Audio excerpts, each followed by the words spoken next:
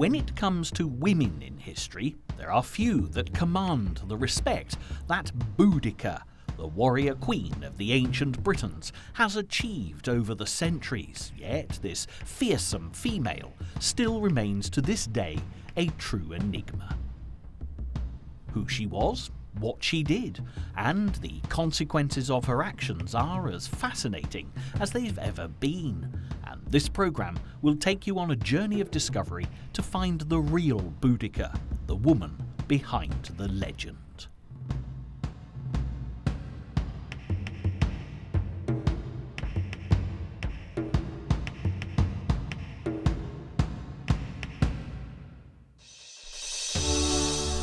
Nearly 2,000 years ago, this widowed queen was one of the few souls brave enough to rise up in rebellion against the mighty Romans who were occupying her homeland.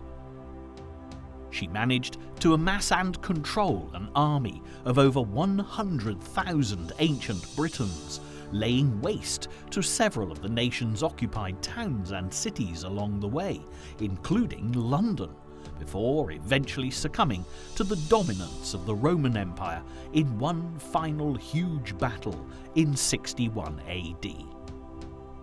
This is the history of Boudicca in a nutshell, but before we go any further, we have an important issue to straighten out. It was William Shakespeare who famously posed the question, "What's in a name?" in his play Romeo and Juliet, but it could equally have been asked of the heroine of our programme. Here's a quick puzzle. Pick the odd one out. Boudicca, Boadicea, Boudicca, Boudicca, or Mrs. Prasutagus. Did you spot it? You may have thought the odd one out was Mrs. Prasutagus, as the rest of the variations seem to be different ways of saying and spelling the name of this incredible woman. However, Mrs. Prasutagus is the one option that actually goes without question, as she was without doubt the wife of Prasutagus, the king of the Iceni Tribe, Iceni being yet another major area of debate in pronunciation. So, the answer to the question is that there is no odd one out. Each variation has been used at some stage throughout history, but for this programme we'll stick with Boudicca, which seems to be the modern accepted form of this great lady's name.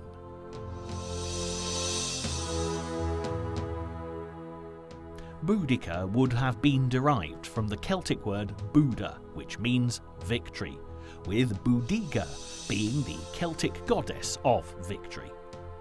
Today we tend to associate the term Celtic with the people of Ireland, Scotland and Wales, but this collection of noble and warlike people from the late 5th century BC onwards populated many other countries, including Austria, Switzerland, Norway, Germany, France, Denmark, Belgium, Spain, Italy, Greece, Finland, Portugal, and of course, England, Boudicca's homeland. The name Celt derives from the Latin Celtae, Latin being the language spoken throughout the Roman Empire, which included many of the countries where the Celts resided. But more of the Celts and their colourful traditions a little later.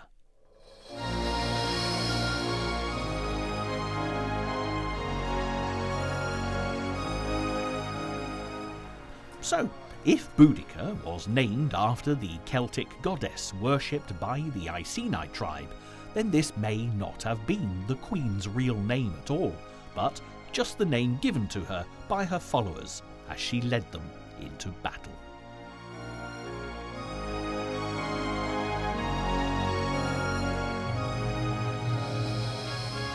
The Iceni tribe, who Boudicca became leader of after her husband Prasutagus' death, occupied most of the English region known as East Anglia, and to be more specific, the counties of Norfolk and Suffolk, with the town of Thetford being at the heart of Boudicca's domain. We know this because of the writings of the Roman historian Tacitus, who took a particular interest in the courageous and battle-hardy queen of ancient Britons.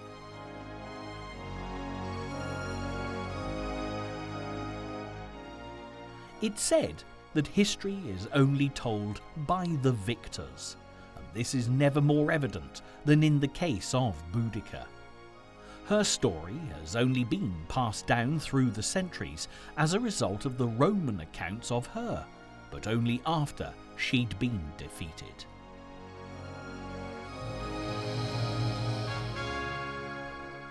Interestingly, Tacitus took a great interest in Britain because his father-in-law had served there as a military tribune under Suetonius Paulinus during the time of Boudicca's uprising, and it's highly likely that he was able to give Tacitus an eyewitness account of the events. But with archaeological research and reading between the lines of Roman boasting and bravado, it is possible to form our own picture of this mighty rebellious woman.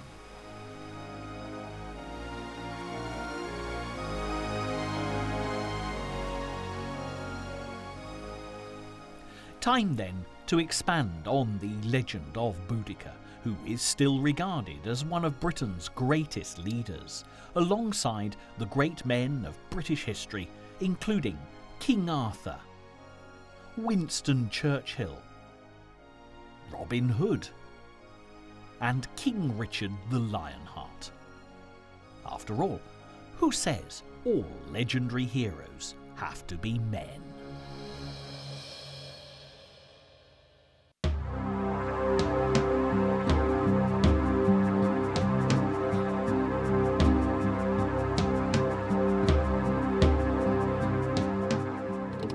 It all began with Britain being invaded by the Romans. But before we get into the swords, the fighting, the shields, the helmets, the flags, the war cries, the chariots, the spears, the togas, the laurel wreaths, the guts and gore, let's pause for a moment and travel back through time a little further than Boudicca to experience a flavour of the Roman Empire itself.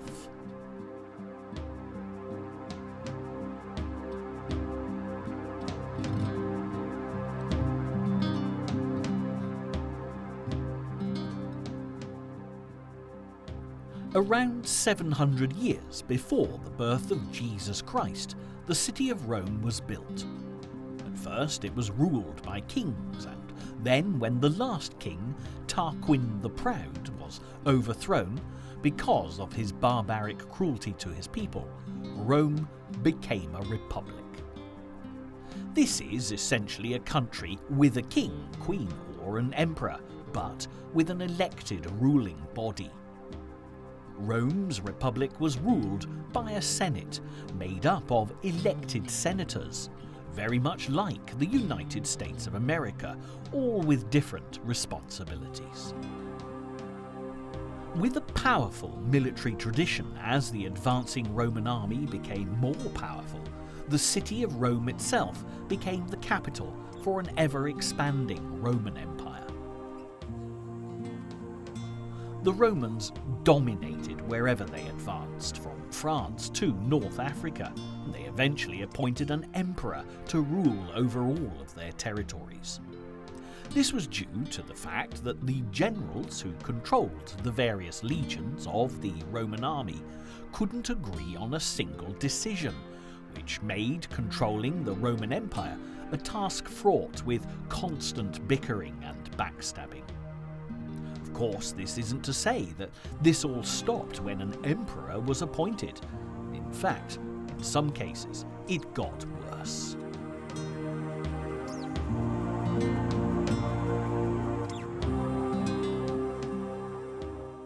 Even with a troop of special soldiers to protect him called the Praetorian Guard, many of the more unpopular emperors were often attacked or even assassinated, sometimes by the very soldiers who were supposed to be protecting them.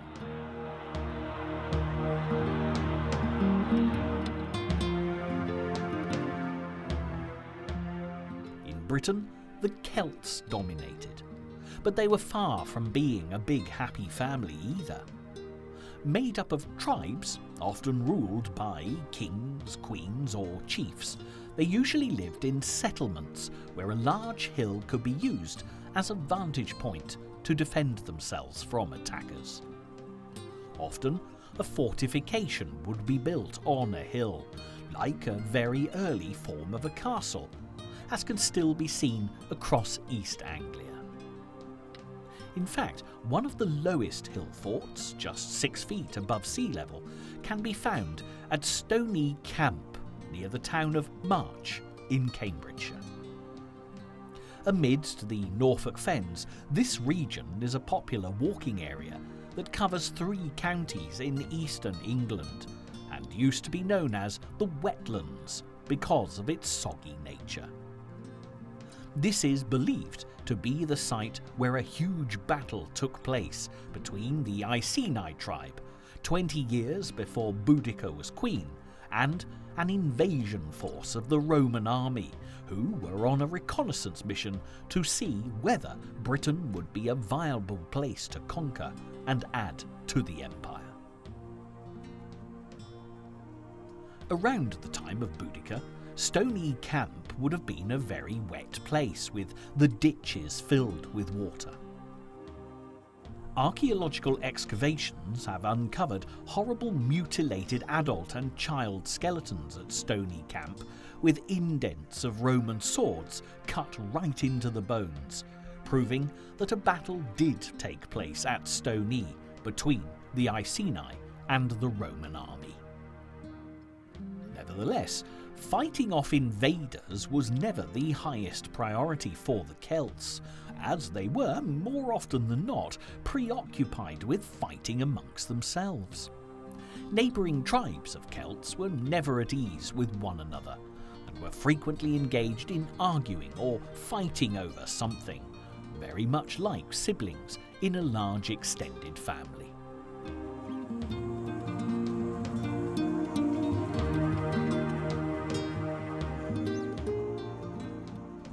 The invasion of Britain by the Romans began in earnest during the year 55 BC.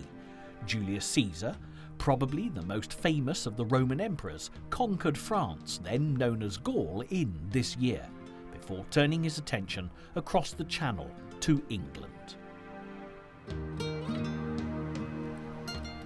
In actual fact, Julius Caesar tried to conquer Britain twice, once in 55 BC and then again 2 years later, but both of these attempts failed. This was due to the ferocity of the British warriors, who never fought in massed ranks or with tactical precision like their Roman counterparts, battling to the death with anger, with passion, and with pride. One of the other major stumbling blocks for the Roman army was the British weather. The rain, cold wind, and the odd spot of sun made invading a land with no roads virtually impossible. Dirt tracks were about all that joined the tribes in each area together. There was little adequate shelter, as the ancient Britons were a hardy people who lived in homes that were little more than mud huts with roofs of straw that barely kept out wind and the rain.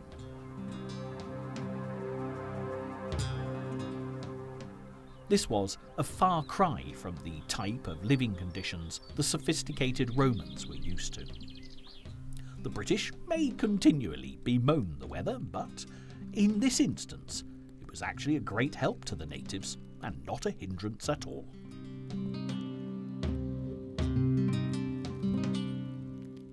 A 100 years later, with the new Roman Emperor Claudius in charge, they decided to have another go at invading Britain.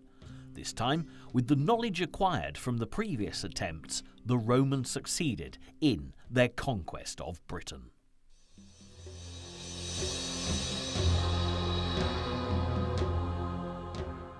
The Romans made peace with some of the Celtic tribes, allowing them to still rule over their small territories, and client kingdoms were born. client kingdoms enabled Rome to maintain control by appointing a king from within the tribe who would be loyal to them. The Romans would take a third of the tribe's harvest away from them every year, homegrown food and hand-reared animals, and the tribe would then be forced to buy it back again at a higher price than they were paid for it in the first place. Not surprisingly, this enraged some of the tribes, who continued to fight with the conquering army, instigating little pockets of resistance against the Romans all over the country. However, it wasn't until 61 AD that the Romans had to deal with that most dangerous threat of all, a woman scorned. As we already know, Boudicca was married to Prasutagus, who was the Roman-appointed leader of the Iceni tribe, which was all fine and good until he died.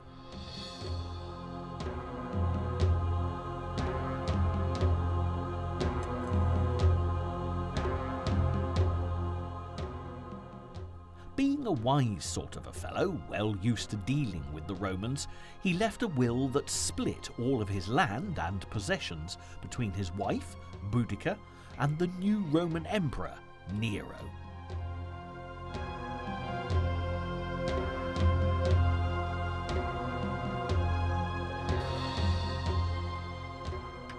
The Romans did tend to get through rather a lot of emperors, thanks to plotting and scheming and murder and mayhem, and some were definitely better than others. Unfortunately, Nero was a disaster for Rome and proved to be equally bad news for Boudicca as well. Nero wasn't satisfied with Rome's cut of Prasutagus' will, and not only demanded that Boudicca step down as queen, but also that as well as taking most of their harvest every year, Rome would demand the payment of large taxes from the already starving Iceni. Understandably, this enraged Boudicca, and her refusal to comply resulted in the Romans instigating a campaign to publicly humiliate her. On orders from Rome, her tribe were forced to witness her being flogged with whips and beaten with wooden rods, and in turn, Boudicca was made to watch her two young daughters violated by Roman soldiers. A Roman historian wrote of her after witnessing this appalling public humiliation that she stood defiant and unbowed. She was very tall, and her aspect was terrifying, for her eyes flashed fiercely and her voice was harsh. A mass of red hair fell down to her hips, and around her neck was a twisted gold necklace.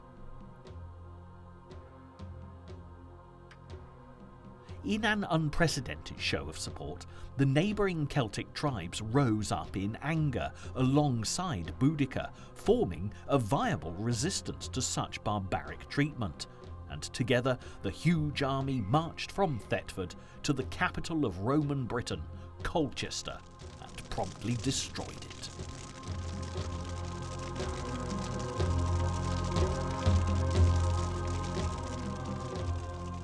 Boudicca's fearsome army then stormed through Essex before targeting London, and then St Albans in Hertfordshire to mete out some equally bloody revenge.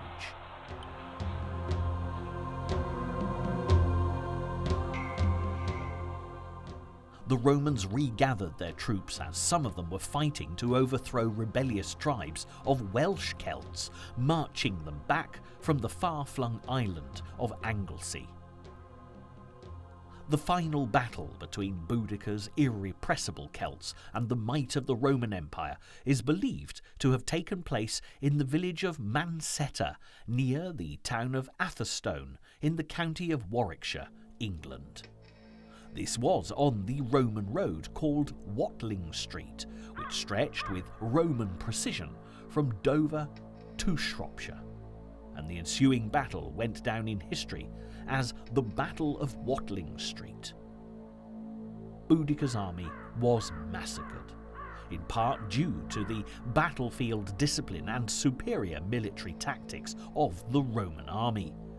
But despite the rebellion being crushed, her passionate stand against barbaric tyranny had given the Romans the shock of their lives. But we'll return for a more detailed view of Boudicca's last stand a little later. Firstly, we'll take that promised closer look at the Celts.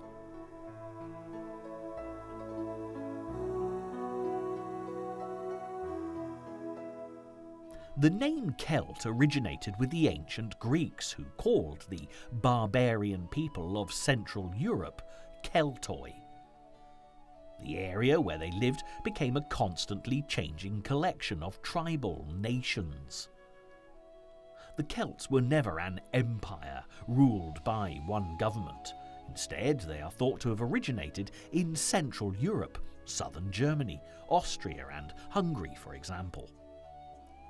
From around 3,500 years ago, the Celts began moving across the continent and eventually inhabited a large portion of Europe.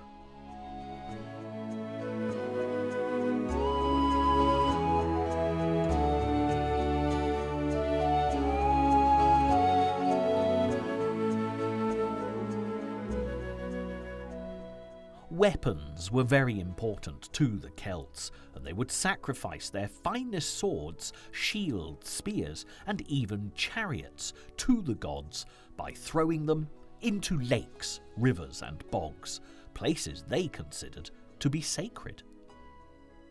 On the island of Anglesey in North Wales, an important location for later in the Boudicca story, archaeologists have found over 150 bronze and iron objects, including shields, daggers, swords, chariot fittings, and harnesses in a marshy bog.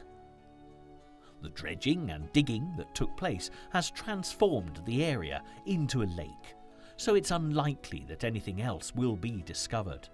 But the collection reflects just how militaristic and proud the Celts were, and because of similar collections in the south of England, they undoubtedly also traded items as a major part of their culture.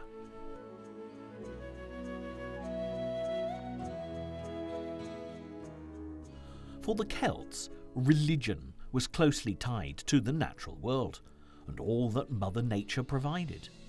They worshipped their gods and goddesses in so-called sacred places, as mentioned earlier, like rivers and lakes, even taking themselves to the cliff tops to worship, with the beautifully significant White Cliffs of Dover being of equal importance to the ancient Britons as they are to us today.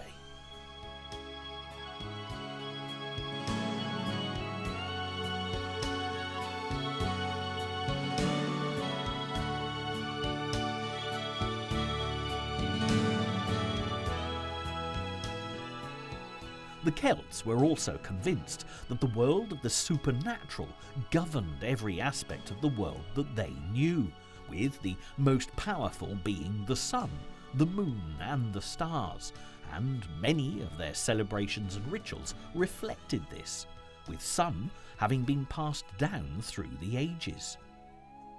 Just take a look at Stonehenge, one of Britain's most treasured ancient monuments. To this day, we really have little idea of the purpose of these fine stones, but as traditional Druids gather here to celebrate the summer solstice each year, our best guess is that this positively Herculean construction was somewhat connected with sun worship, so intrinsic to Celtic beliefs.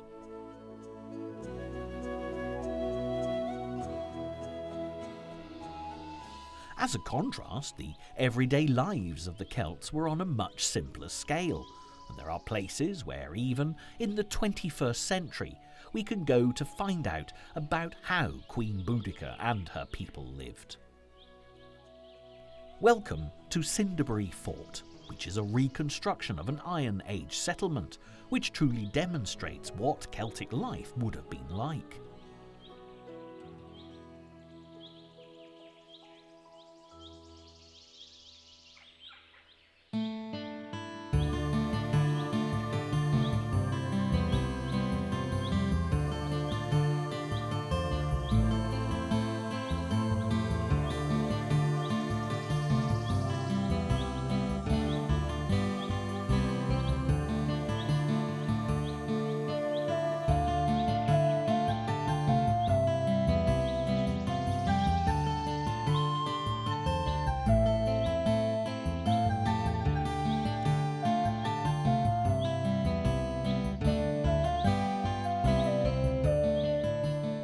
The Celts were a proud, artistic race of people, and this showed in every aspect of their lives. They wove their own cloth, were wonderful potters, and incorporated highly decorative design into their metalworking. In fact, looking at this amazing hut in detail, it is indeed a work of art in its own right. The wooden frame has been covered in clay to make hard walls, and thatch was often used to keep out the rain. An iron cauldron would have hung over a fire for cooking and creating warmth, while a domed clay oven would have provided the Celts with their daily bread. The Celts were very practical people, but they were also very spiritual, worshipping, as we'd heard earlier, an entire range of gods and goddesses. They even had their own priests called Druids, who led religious ceremonies and acted as judges and advisors within Celtic society. However, as a race, they were undoubtedly best known for their fierceness on the battlefield.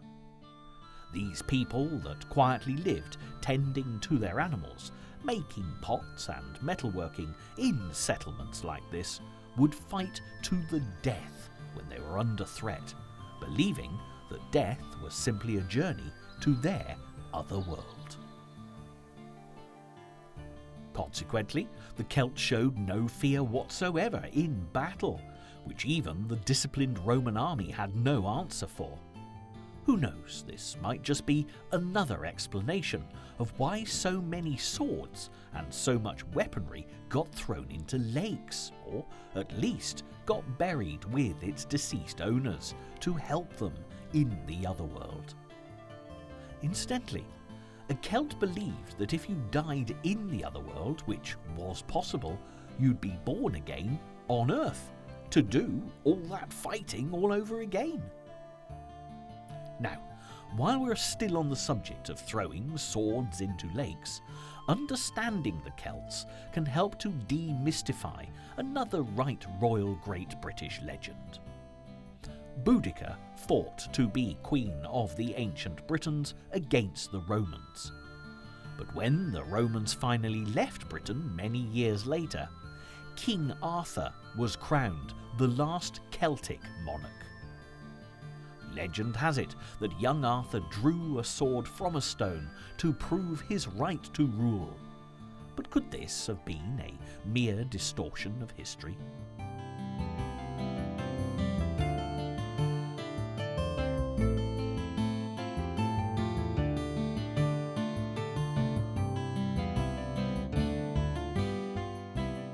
The Celts were great fans of single combat, where two tribal leaders would often fight on behalf of their people for supremacy. The Druids would oversee the proceedings, while the symbol of kingship was not a crown, but instead a sword. The sword was placed on an altar, usually made of stone, and watched over by the Druids until it was bestowed upon the victor. Could it have been a sword on a stone rather than in it?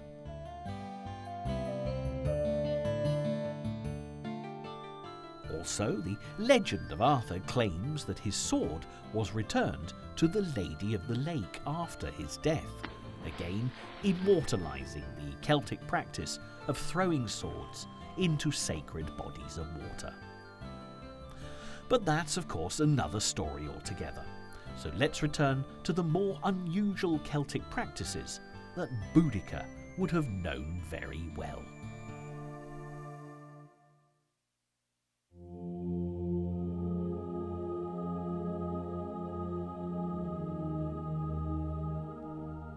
Celtic people had great respect and reverence for, of all things, the human head.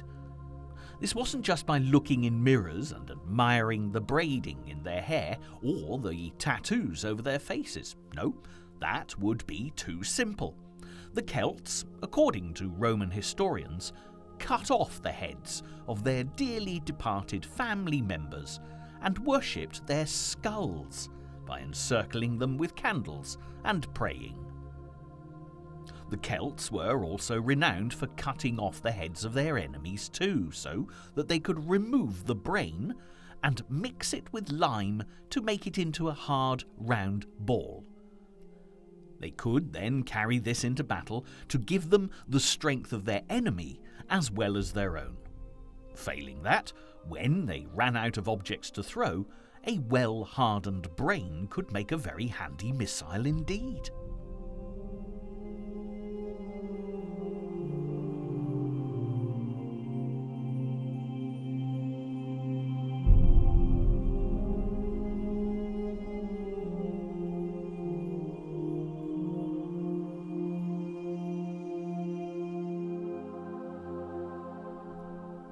Throughout Celtic history, the head of the tribe could just as easily be a king or a queen.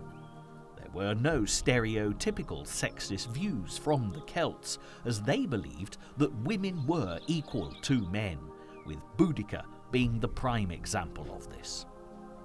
The title of king or queen was not necessarily inherited, for monarchs could nominate their successor. However, when the Romans invaded Britain, they appointed the head of the tribe to ensure the people's allegiance to Rome.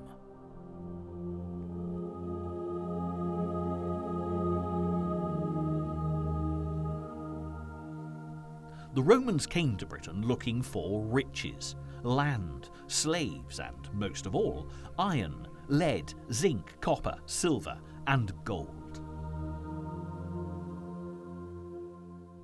The Romans took over the Celts' land and built their own towns with strong forts linked by a good road system that is still in evidence today. Ports and harbours were also important places for the Romans to bring in food, wine, and oil from abroad.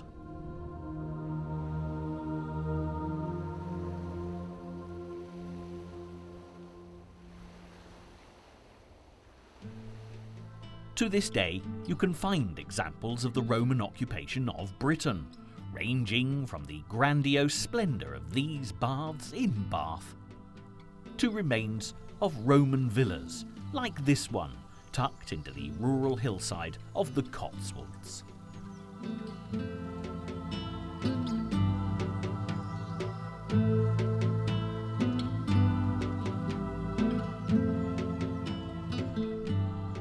The major Roman settlements close by were at Glevum, modern-day Gloucester, and Corinium, the lovely market town of Cirencester.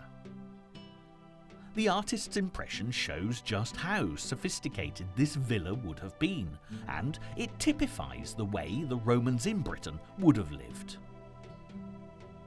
Now, looking across the valley, the hills are beautiful, but for the Roman settlers, there was danger lurking high above them. About a mile as the crow flies from these Roman remains, on a hilltop you'll find another set of remains, this time from a once magnificent Iron Age hill fort with a vantage point from which the Celts could have seen any would-be attackers. In Boudicca's day, this hill would have been fortified with ditches and ramparts, and although you need a little imagination to visualise what it would have been like, at least having seen the reconstructed huts at Cinderbury, you have a better idea. However, even those who came here with a dedicated interest in Iron Age and Celtic archaeology will be amazed by the magnificent panoramic view and go away impressed at the ancient Britain's ability to choose a beautiful place to live, even if they lacked the home comforts of the Romans in the valley below. Having seen how closely the Romans and Celts lived together, it's understandable that relations were not always unfriendly. The Roman way of life was very different from that of the Celts, and many of the Celts started to copy the Romans, speaking their language and living like them. The Celts started using Latin words, and within a few generations, the Celtic and Roman ways of life became mixed, with marriages taking place between them, Roman soldiers retiring from the army to become farmers and artisans in Celtic tribes, and sons and grandsons of those who fought against the Romans, even joining the Roman army. In Wales, Scotland, Ireland, the Isle of Man, Cornwall and Brittany across the Channel in France, the Celtic culture has survived, and many of us still regard ourselves as Celts to this day. With our greater understanding of the life that Boudicca and her people lived, and the traditions and beliefs that shaped the way that they behaved, we'll now return to the story of this great warrior queen and take a closer look at her incredible story. The best place to start is by taking a journey to the area of Britain where the Iceni tribe lived, ruled over by King Prasutagus, and then taken over by Queen Boudicca after his death. The tribe occupied land situated in the counties of Norfolk and Suffolk.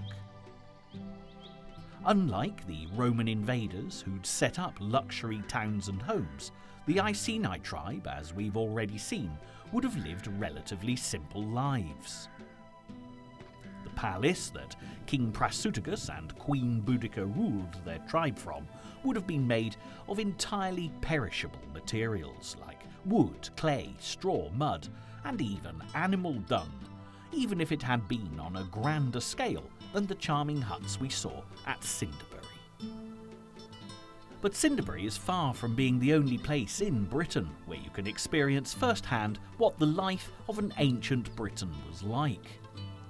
If you visit the county of Norfolk in southeastern England, you'll find an actual reconstruction of a genuine Iceni tribe village, which is situated at the village of Cockley Clay near the town of Swaffham. There are all sorts of treasures to discover, including the dubious delights of a snake pit, hanging skeletons, stocks and a pillory, plus the usual Celtic roundhouses and forges for smelting iron and fashioning ornate weapons.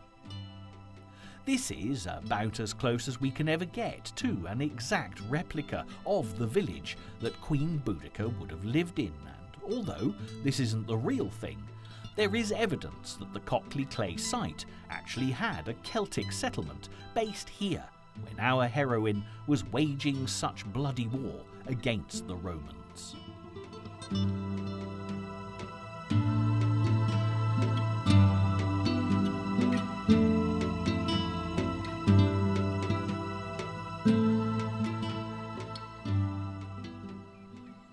The town of Thetford, the actual seat of power of Boudicca's Iceni tribe, is not far from Cockley Clay and is well worth a visit if you're in the area.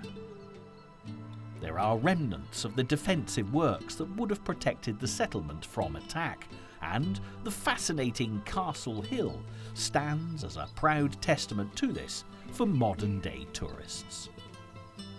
Castle Hill is to the east of Thetford and is a massive mound, probably about 80 feet in height and 1,000 feet in diameter, that dates back to the time of Boudicca.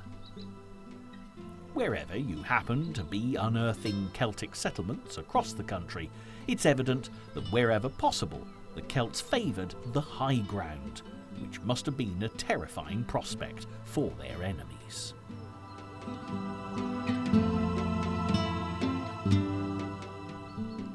There's no denying that the Boudicca story, if it was a work of fiction, would top the historical bestseller charts with immediate effect.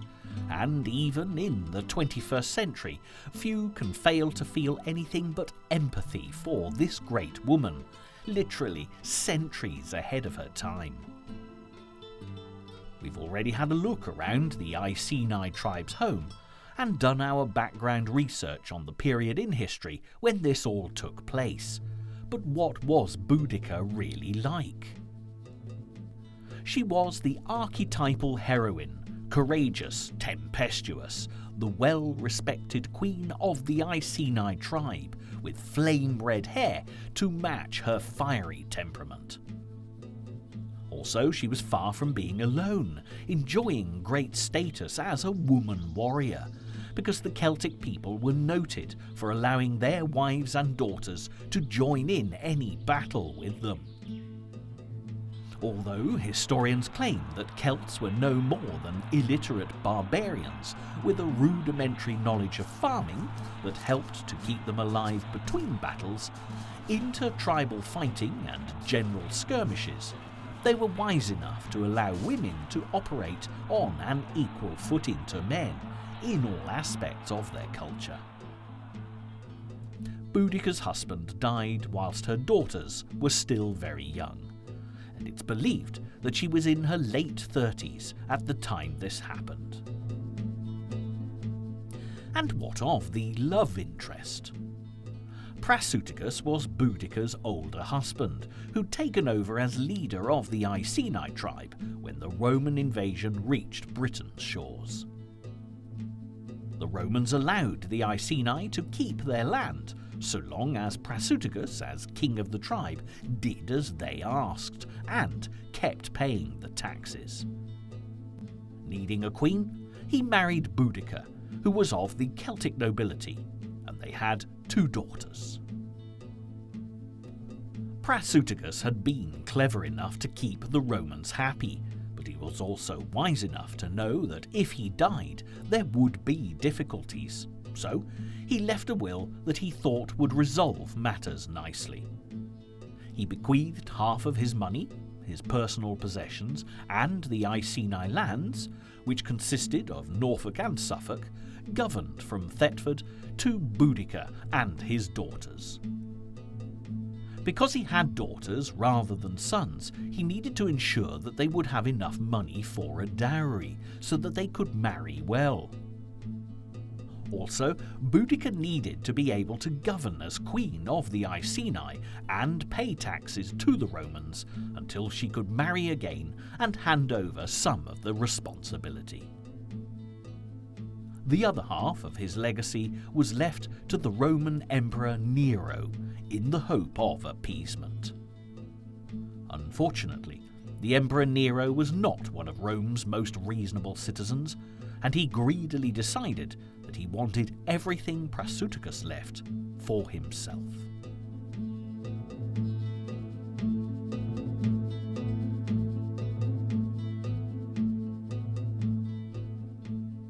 Without doubt, returning to our historical novel scenario, Nero would have been classed as the true villain of the piece.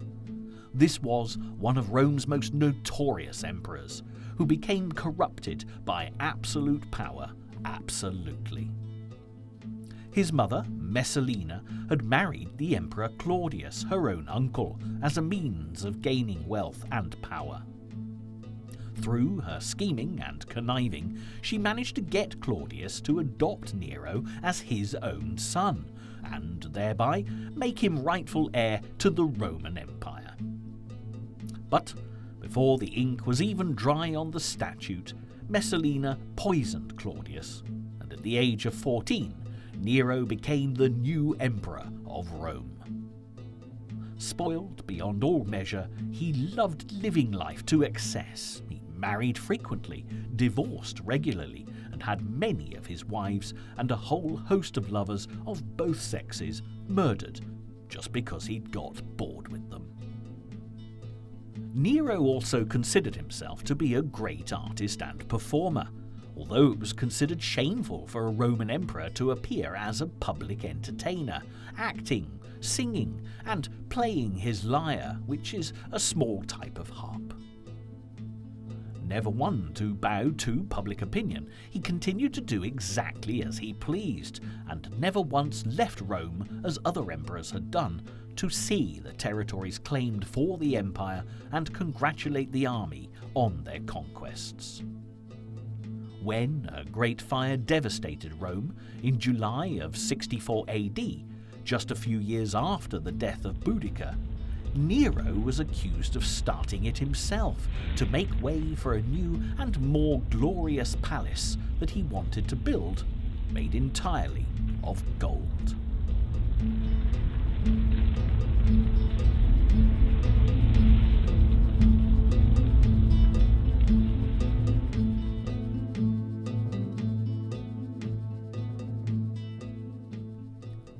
So, when the Emperor Nero decided to steal the rest of the money, lands and possessions from the widowed Queen Boudicca, it wouldn't have come as a great surprise to anyone. Neither would it have been a shock that Boudicca and her daughters were treated so barbarically upon Nero's orders, and from the point of view of an epic saga, their humiliation and violation at the hands of the Roman soldiers proved pivotal in rallying the Celts, who generally fought amongst themselves to rise up against Rome. And if the story now calls for rage and retribution, this is exactly what the Romans were about to get.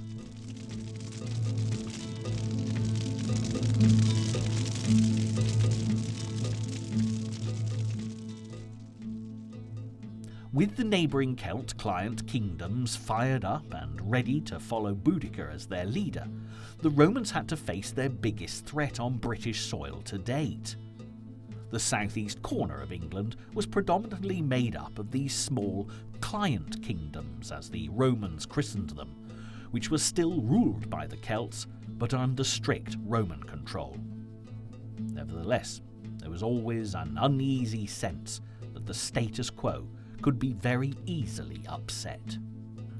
In actual fact, although the Romans had successfully invaded Britain, they'd never quite managed to truly conquer it. In the west, particularly in Wales, it took 30 years of continual battling before the Celts finally succumbed to Roman rule.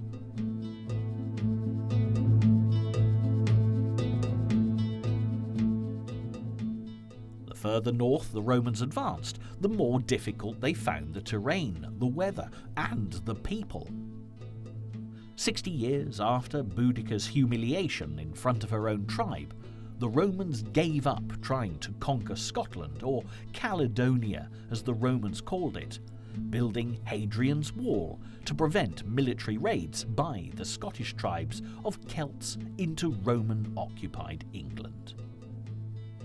This stone and turf fortification stretched across the breadth of Great Britain, of which a significant portion still exists, specifically in the middle section, and historians and preservation societies are unanimously agreed when they call it the most important monument built by the Romans in Britain. Returning to our story though, the plot is set to reach its conclusion as Boudicca gathered up as many rebellious tribes as she could, convincing everyone to put aside their differences in order to go to war against their common enemy, the Romans.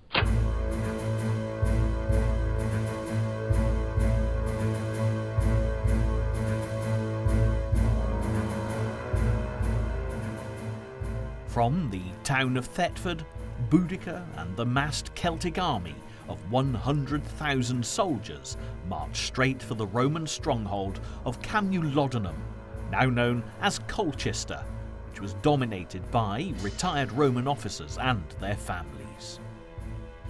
At this time, the town of Colchester was the capital of Roman Britain, so it was the ideal place to attack first. However, before the Romans' arrival, it had been the main base of the Iceni Tribe, who also claimed the county of Essex and part of Suffolk as their home, before their lands had been seized from them.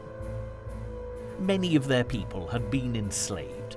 They'd also been ordered to pay taxes to the Romans for their own land, just like the Iceni. Previously, the Iceni had feuded constantly with Boudicca's Iceni tribe until the differences were put aside to rise up against the Romans.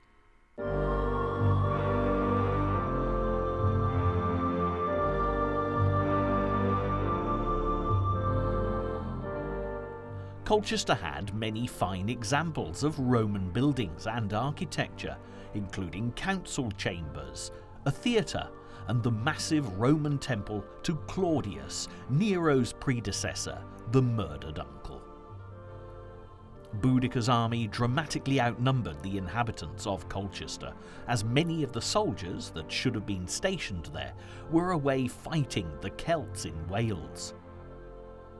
Colchester today seems rather proud of Boudicca, even though she totally destroyed their town.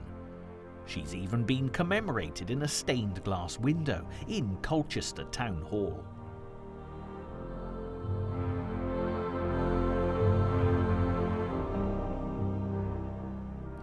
Boudicca, by now a warrior queen in every sense of the word, and her Celtic army completely devastated the town of Colchester, burning down the Roman temple of Claudius, its opulence, grandeur and sophistication representing everything that the Celts hated about the Romans.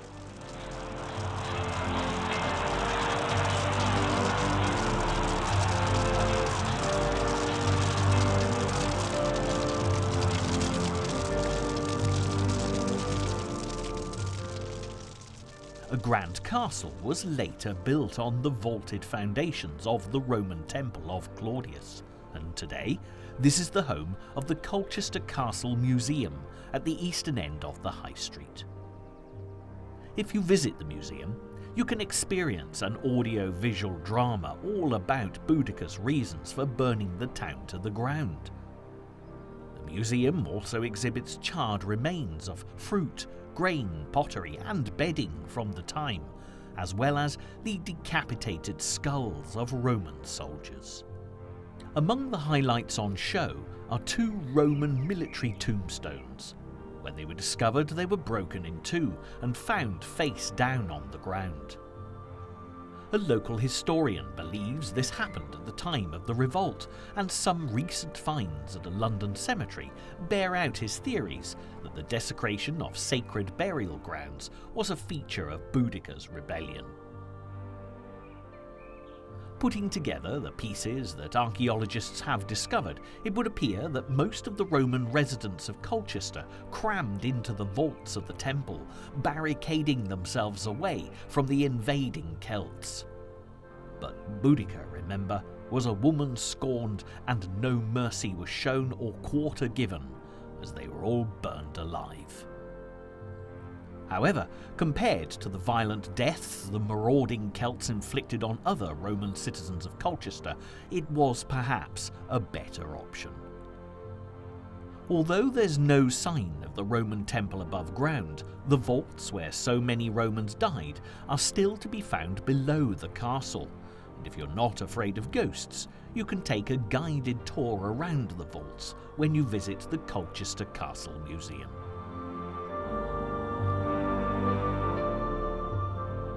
And just for added interest, in the basement of an old coaching inn called the George on the main high street, not too far away from the Colchester Castle Museum, there's a pane of glass that protects a cutaway section of the soil that's been built upon over the years.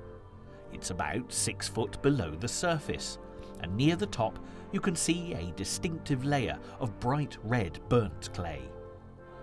This is all that remains of the wattle and daub buildings of the Celts that became, when burned, a hard red clay, and this is often referred to as the Boudiccan destruction layer.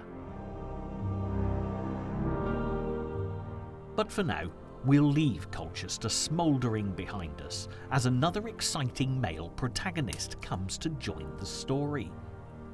With a final showdown between Boudicca and her ancient Britons and the Roman army already looming large, we meet the commander of the opposition. The Roman soldiers fighting in Wales at the time of the burning of Colchester were led by Gaius Suetonius Paulinus, and as soon as the news broke of Boudicca's terrible attack, the Roman army was mobilised, marching southeast in order to stop the warrior queen in her tracks. Suetonius Paulinus was the Roman general who'd been appointed governor of Britain, and at the time of Boudicca's revolt was trying to gain a stronghold on the island of Anglesey. This outcrop island in Wales was home to many British fugitives fleeing from Roman justice, as well as many Druids. Ironically, because of the Druids' social and religious influence, they were not only priests, but also philosophers, scientists, teachers, judges and counsellors. The Romans actually feared these peace-loving Celtic preachers far more than the bloodthirsty warriors. Many of the traditional rural religious practices from the Druids have been assimilated into modern-day Christianity, as it evolved to become the dominant religion in Britain. So, in essence, the Druid influence survives through the many harvest rituals and festivals that are celebrated each year as the harvest is safely gathered in. Also, more pagan rites such as the celebration of Halloween stem from Celtic origins. Today, as children happily carve pumpkin lanterns and enjoy playing trick-or-treat, it's hard to believe that a real ancient tradition is behind all the fun and games. Although the Celts did not celebrate Halloween as we know it, they commemorated the Day of the Dead on All Hallows Day, which is the day after Halloween, the 1st of November. But as we're just reaching the climax of Boudicca's story, it's time to stop getting sidetracked and get back to the action. During the few days that it took to reduce Colchester to ruins, a messenger had managed to reach Suetonius Paulinus, who was able to send a troop of Roman soldiers to try and assist the under-siege town. He let 5,000 of his soldiers return, but Boudicca had already received word of this, and she ambushed them to the north of Colchester, wiping out the entire troop.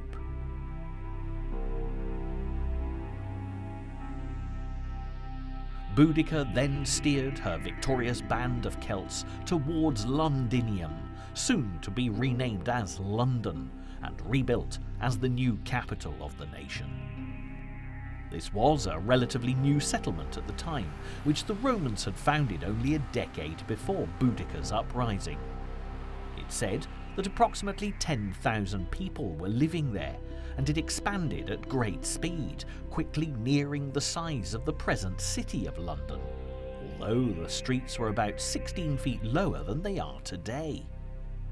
Of course, in those days, there were no famous landmarks like Big Ben, Tower Bridge, Nelson's Column, the Houses of Parliament, or Westminster Abbey.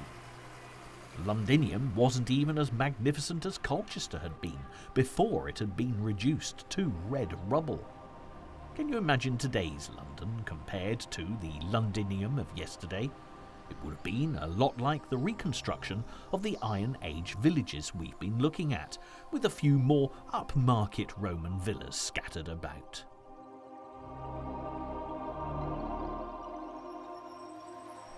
Today, as you watch all the hustle, bustle and noise of the busy streets of London, complete with red double-decker buses and black taxi cabs, and the shining lights of the West End theatres, restaurants and coffee houses, imagine it all, melting away into the green open countryside of Roman-occupied Londinium, with the majestic trees, the furrowed fields and the rolling hills of Boudicca's time.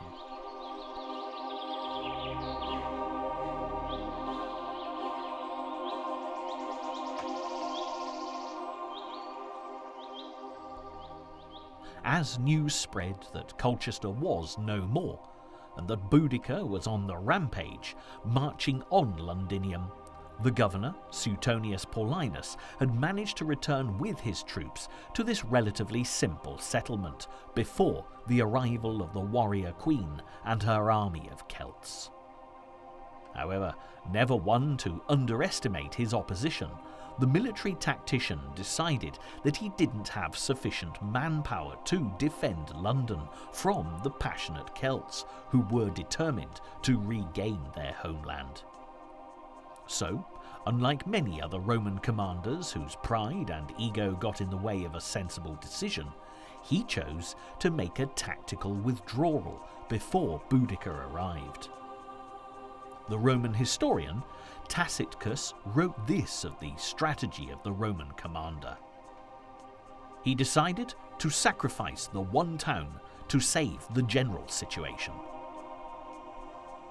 Meanwhile, Boudicca and her army had marched through Essex, destroying Roman settlements wherever they found them along the way, brutally leaving a trail of bloody mayhem behind them as Londinium came into view.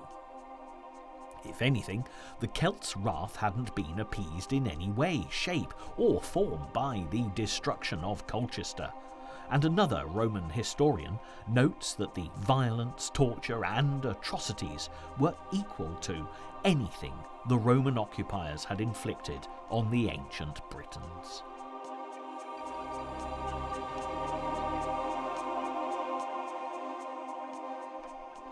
Warfare is never pretty, and historical records can be prejudiced by those who write them, in this case the Romans. But the Celts' practice of mutilating bodies and hoisting them on stakes as warning to any Roman who might stand in their way was particularly barbaric. However, these were violent times, and human life was cheap and beset with danger even in peacetime. And on that gruesome note, we return to our story.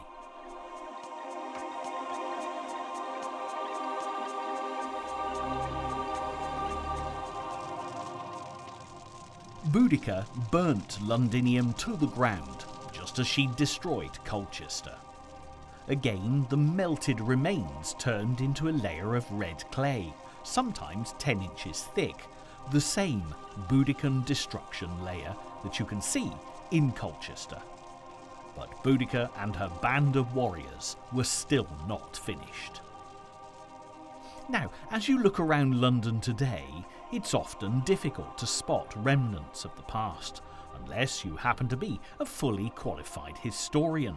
However, one of the best things about Britain's capital city for modern-day visitors happens to be the amazing museums that tell the story of ancient times. The British Museum on Great Russell Street has a huge collection of artefacts from the age in which Boudicca fought her battles, including jewellery from the Iceni Tribe. It even has the head of the Emperor Claudius, the Roman leader responsible for the occupation of Britain in the first place.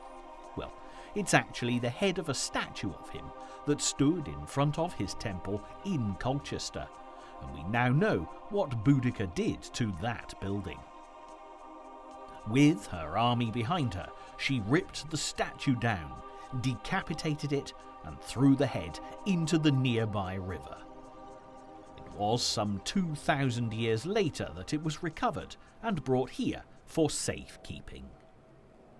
Once her work was complete in London, Boudicca and her army forged ever onwards, targeting the town of Verulamium, today's town of St Albans, as their next destination. However, news of Boudicca's advance was also spreading equally fast, and the people of Verulamium realised that they were going to be the warrior queen's next victims.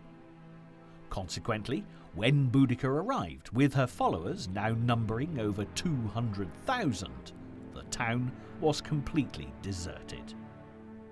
Nevertheless, Boudicca destroyed Verulamium, evidently reluctant to stop while on a winning streak. By this stage in the campaign, Boudicca and her Celtic army must have been feeling that they had the Romans on the run, and as they ventured northwards to confront Suetonius Paulinus face to face, confidence must have been extremely high. However, the Romans were not great empire builders for nothing, and he'd managed to meet up with 2 Roman armies marching into Wales, swelling his army to over 10,000 soldiers. It was still nowhere near the 250,000 rebels that Boudicca was controlling, so Paulinus was anxious to find a battlefield where he could fully exploit the ancient Britain's weaknesses with the discipline of his Roman legions.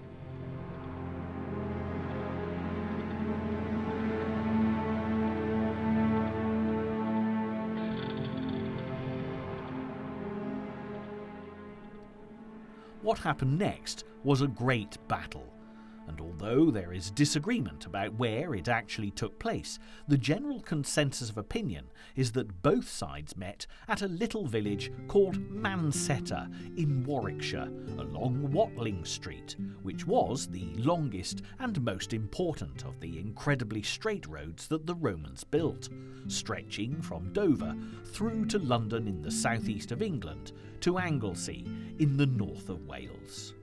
The name Mansetta actually means the place of chariots, and it was the site of a Roman fort too, and this is where the finale of this great historical saga was destined to be played out.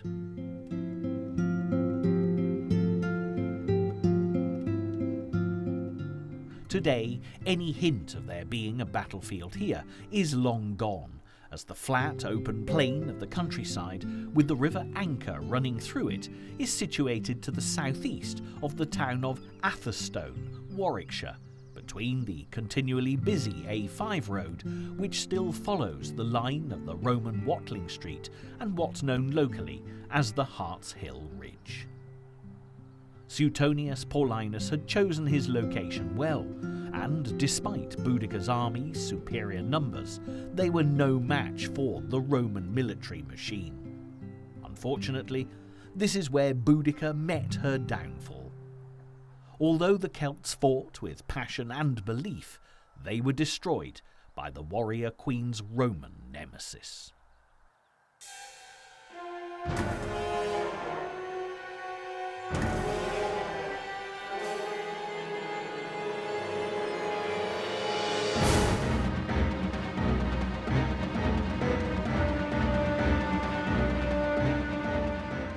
Imagine the scene. Wagon loads of Celtic spectators, mostly women and children, and the spoils of war gathered from the sacking of Colchester, London and St Albans, placed behind the army on the battlefield, ready to watch the ultimate showdown. Boudicca made an impassioned speech to rally her followers before they charged into the fray. It is not as a woman descended from noble ancestry, but as one of the people that I am avenging lost freedom, my scourged body, the outraged chastity of my daughters. Roman lust has gone so far that not our very person, nor even age or virginity, are left unpolluted. But heaven is on the side of a righteous vengeance. A legion that dared to fight has perished. The rest are hiding themselves in their camp or are thinking anxiously of flight. They will not sustain even the din and the shout of so many thousands, much less our charge and our blows. If you weigh well the strength of the armies and the causes of the war, you will see that in this battle you must conquer or die. This is a woman's resolve. As for men, they may live and be slaves.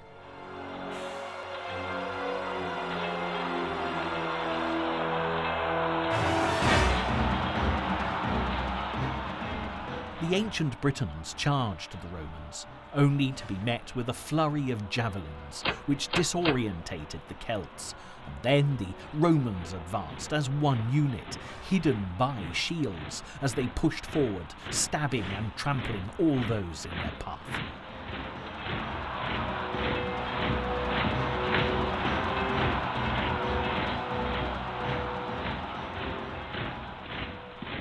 Boudicca was cornered, and she couldn't tell her army to retreat and regroup, because they were trapped by the line of their own wagons behind them.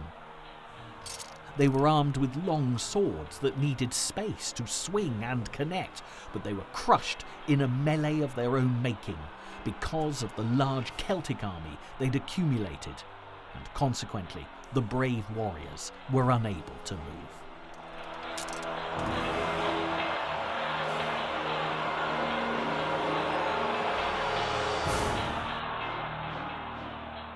In contrast to the disciplined, well-trained soldiers of the Roman army, Boudicca's rebels were a disorganised rabble, hindered by vast numbers of women and children, armed with swords, spears and knives. Before long, Boudicca's advantage in numbers had been cancelled out, and there was quite literally nowhere to run.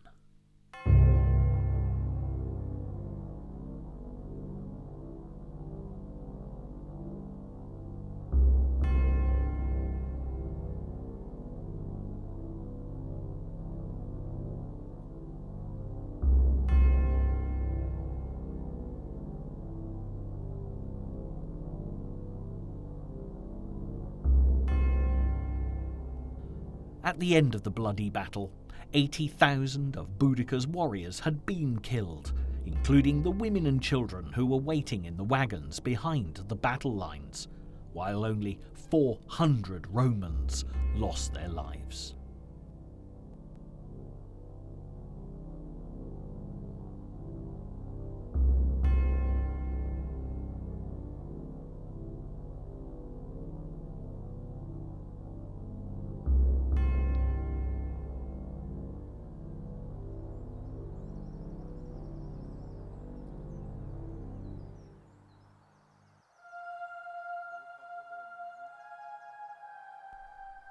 And what of Boudicca, the great warrior queen?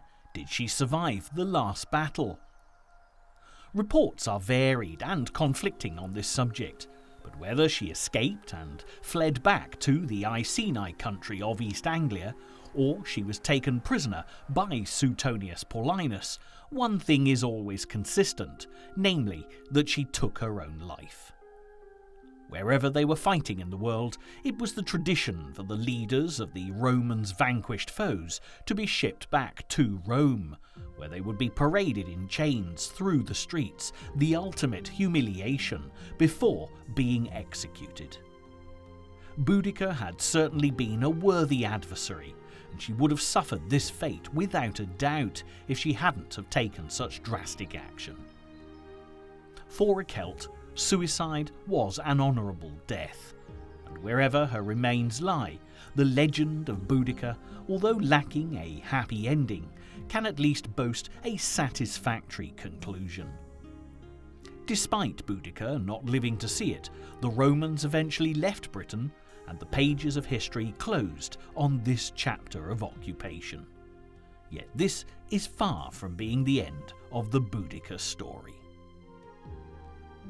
Ironically, as the Dark Ages descended upon Britain, Boudicca vanished into the backwaters of history for many centuries.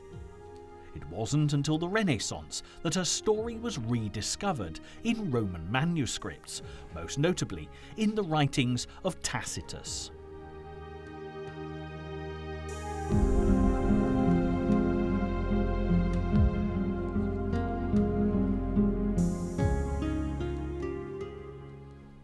The Renaissance is usually considered to have originated in the late 13th century in northern Italy and extends to the mid-15th century across Europe. It was the rebirth, in essence, of the ideals of classical ancient Greece and, more importantly, Rome.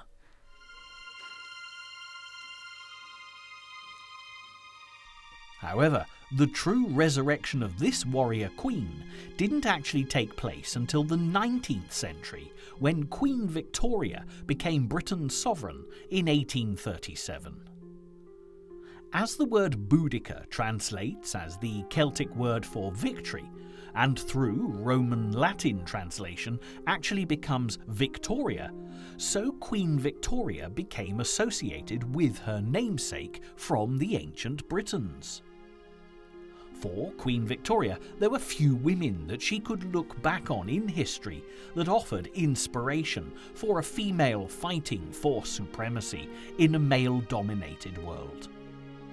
Queen Elizabeth I had ruled magnificently, but she came terrifyingly close to losing her life for her beliefs on a number of occasions, and she'd also needed to bear the burden of sovereignty alone.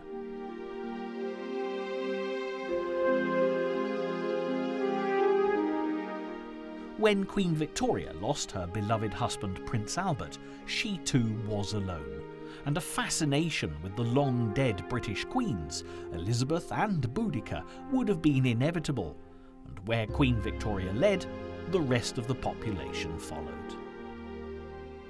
In London today, you'll see many statues of Queen Victoria, and if you know where to look, you'll find Boudicca as well.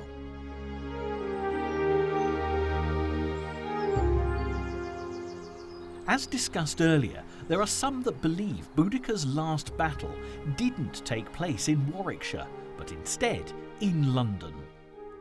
A rumour started in 1937 by an expert in mythology and Celtic folklore stated that Boudicca's body was buried under the site of platforms 10 and 11 at King's Cross Station, London. In this version of events, this wouldn't have been far from where the final showdown between the Great Warrior Queen and Suetonius Paulinus took place. However, it should be stated that the strongest evidence in favour of this version of events is the existence of London's Battle Bridge Road, which does perhaps seem a little bit flimsy.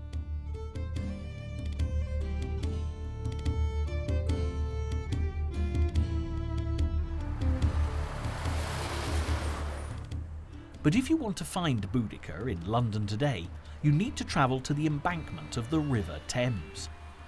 Her bronze statue, sculpted by Thomas Thornycroft, depicts her in a war chariot with her daughters riding beside her, and she stands majestically next to the north end of Westminster Bridge and the Houses of Parliament. The statue was commissioned by Prince Albert, Queen Victoria's husband, before his untimely death at the age of 42 of typhoid fever. It's a magnificent commemoration of one of Britain's greatest female leaders, and standing so close to the Houses of Parliament, there are some who liken Britain's first female Prime Minister, Margaret Thatcher, to Boudicca, as there are few others who've made such a public show of strength against all the odds. However, it's only now in the 21st century that women are beginning to enjoy the kind of equality with their male counterparts that Boudicca as a Celt experienced. So who can say how many budding Boudicas are out there waiting for their finest hour? Boudicca has continued since the Victorian era to be the inspiration for copious quantities of songs and stories, with the warrior queen making many appearances in music and literature. And as the struggle for equality between the sexes is ongoing, she will no doubt remain in the public eye as an inspirational role model for battling women everywhere.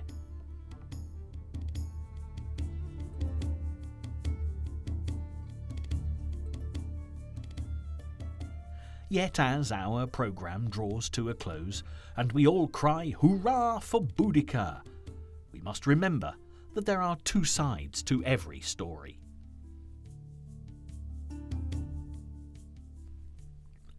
Under her leadership, some of the most barbaric acts of reprisal were carried out against those that were innocent of any crime, just as Boudicca's own daughters had been.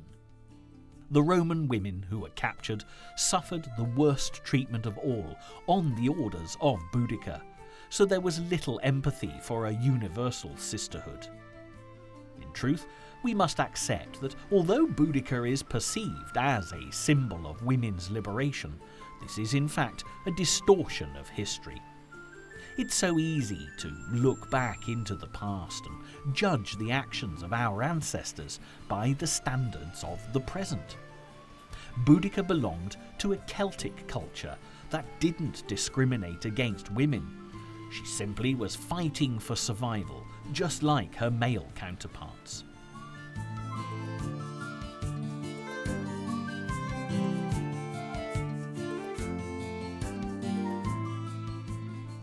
Those who wish to portray her as a heroine have conveniently forgotten Boudicca's barbaric behaviour.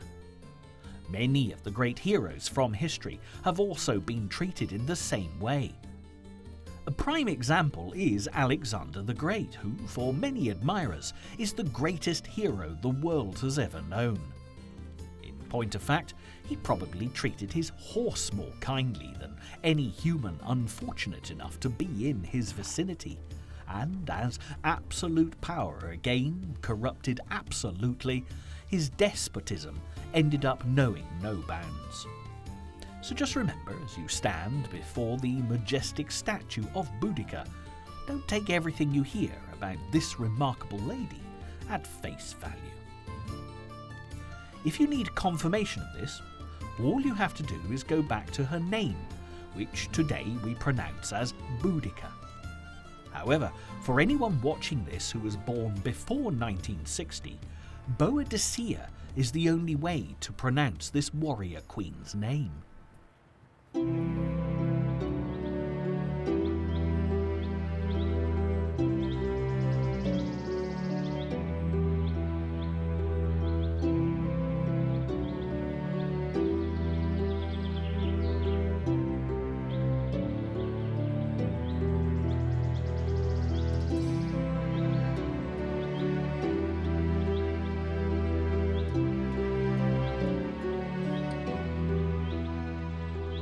So I hear you ask, is this due to a fashion trend or a great archaeological discovery unearthed during an excavation in Iceni country? No, it's neither of these things. The most likely explanation is that when some medieval scribe was labouring over making a copy of Tacitus's historical Roman manuscript, he made a spelling mistake, and that's probably all there is to it. Form your own opinions about Boudicca, and don't let historical prejudice sway you.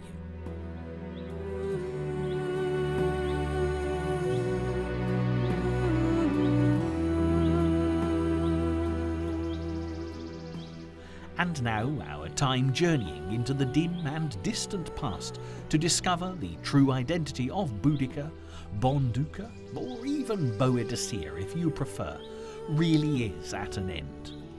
Hopefully, you'll have enjoyed visiting the places that forged the character of this truly remarkable Celt, who just happened to be a woman. This is one adventure into the past that truly can be described as her story, rather than his story, just for a change.